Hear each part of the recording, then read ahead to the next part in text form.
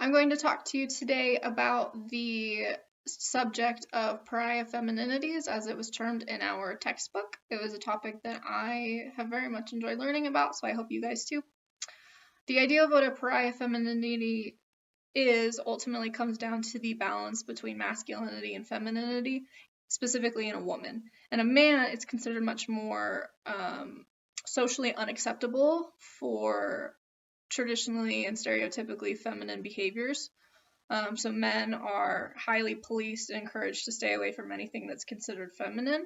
Women have a lot more freedom in terms of identifying and enjoying typically masculine or feminine behaviors and activities and traits.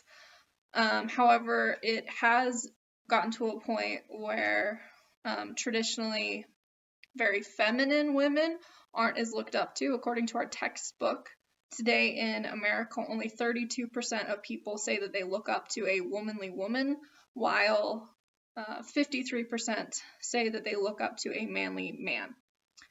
So there is still some policing there, so it has kind of switched in the opposite direction of that highly feminine women are now considered unappealing in some ways.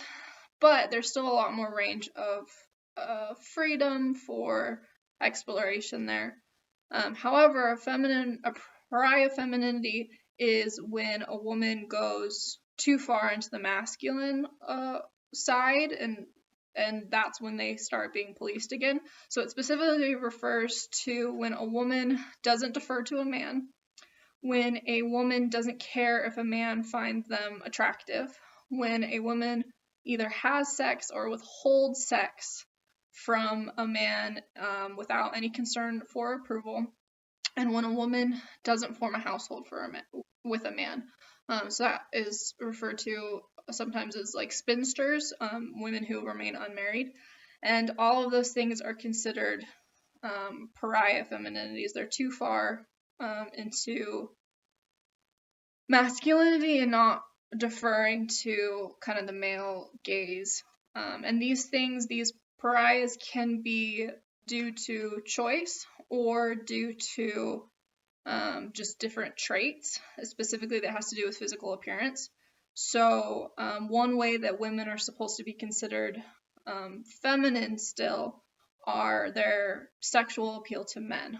So if a woman is older or just unattractive or overweight, even if these are things that this woman like can't control, like how old she is, it's still considered a pariah because she's no longer sexually appealing to men.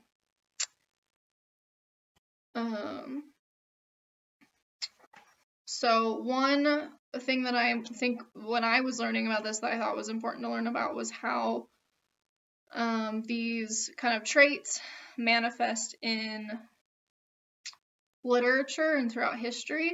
And so one thing that I saw and read about was an article that looked at the Ramayana. I apologize if I pronounced that wrong, but how it has influenced modern day literature. So they looked at Malaysian culture and some modern day poems that are prevalent in Malaysia, and how they refer to the Ramayana, specifically the idea of spinsters.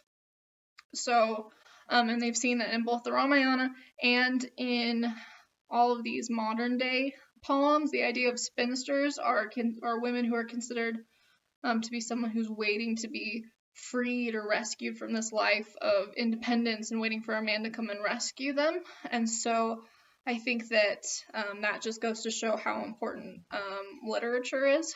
Another example I read about was the book and television show The Handmaid's Tale. The article I specifically read made a point of emphasizing that fictional literature is a safe place that allows simulation without risk. So we can test out these ideas and we can reference history and build connections between people in a completely fictional setting. So you can continue to learn and identify ways that like, oh wow, maybe that is a pariah femininity, or in the case of The Handmaid's Tale, it's the specific point I believe, is how women's reproductive rights are regulated. So we can reference history that and say, like, here's a what if situation, even if it's extreme, how likely do you think that is? And a lot of people connect with that. So another example of pariah femininities, like a real world example, would be one article I read about how I want to make sure I get this right. Right now, the largest segment for pickup trucks, in the pickup truck market, the largest segment of buyers right now are women.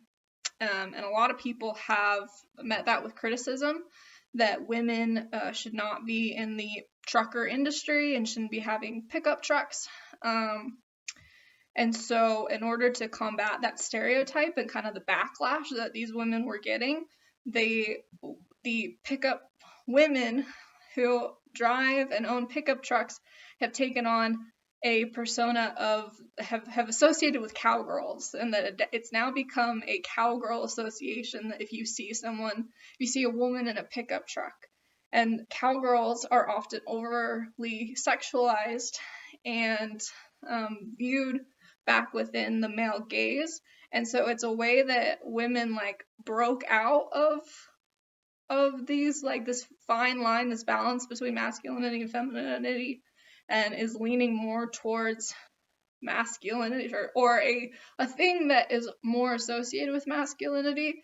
And they broke out of that, and then the association that's become with them has like brought them back in. So it's these pariah femininities, or these women who aren't conforming to what's considered socially appropriate as far as masculinity and femininity.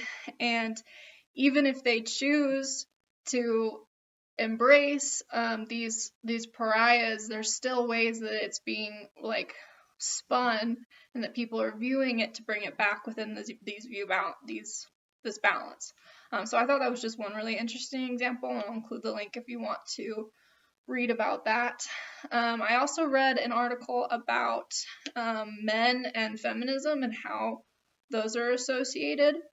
And I thought it was really interesting because, like I said earlier, men are much more highly policed than women as far as balancing between masculinity and femininity. And so they're encouraged to stay away from anything that's considered feminine. And feminism is considered feminine, and so men typically view it negatively, according to this one article I read. And so I hope that makes sense. So that regardless of what feminism stands for, just because it's associated with women, men are more likely to stay away from it and just write it off as like an ideology, which I thought was really interesting.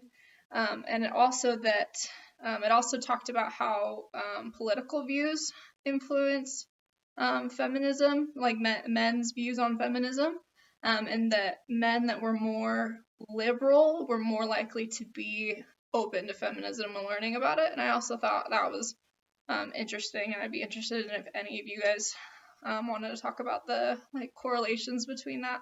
But this specific article said that a lot of people view women who endorse feminism as, and I quote, ugly, man-hating lesbians in search of reverse discrimination. And I think that in kind of a roundabout way is a example of a pariah femininity, in that feminism advocates for equality, and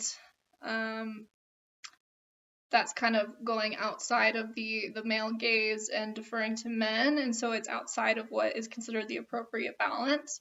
And so in order to combat that, it's this idea that the women who are advocating for feminism are ugly, are not feminine at all, and that they hate men.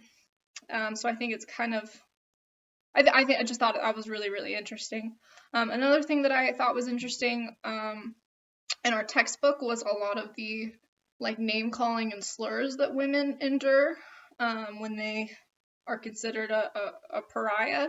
So there were, and I'm gonna swear here. So if you want to skip ahead a few seconds, go for it. But words like bitch, slut, whore, prude, all of those are, at least in my experience, commonly associated specifically with women. I don't hear men being called those ever. So I'd be really interested to see if you guys think that they apply to both men and women, or if you think that there are words that specifically apply to men that kind of equate to the same thing. But I think those are all words that are examples of how women are being held to the standard or are being called these derogatory terms when they don't qualify for this specific balance between um, masculinity and femininity. The last thing I wanted to go over was another reference to how just physical attractiveness is considered the best way to be within this correct balance for women. And it talked about how while 50% of girls in high school play sports, and I believe it was 30% go into study like STEM fields. Only 5% of women, only 5% of girls let their armpit hair grow out, which that's according to our textbook. So I think that just goes to show that there's a lot of freedom in what we pursue and what we consider important and our activities, but there's no freedom as far as what's considered conventionally attractive, and the fact that women have to uphold those standards and have to be attractive all the time. So I'd be really interested to hear your guys' thoughts. Thanks for listening to me. Have a good day.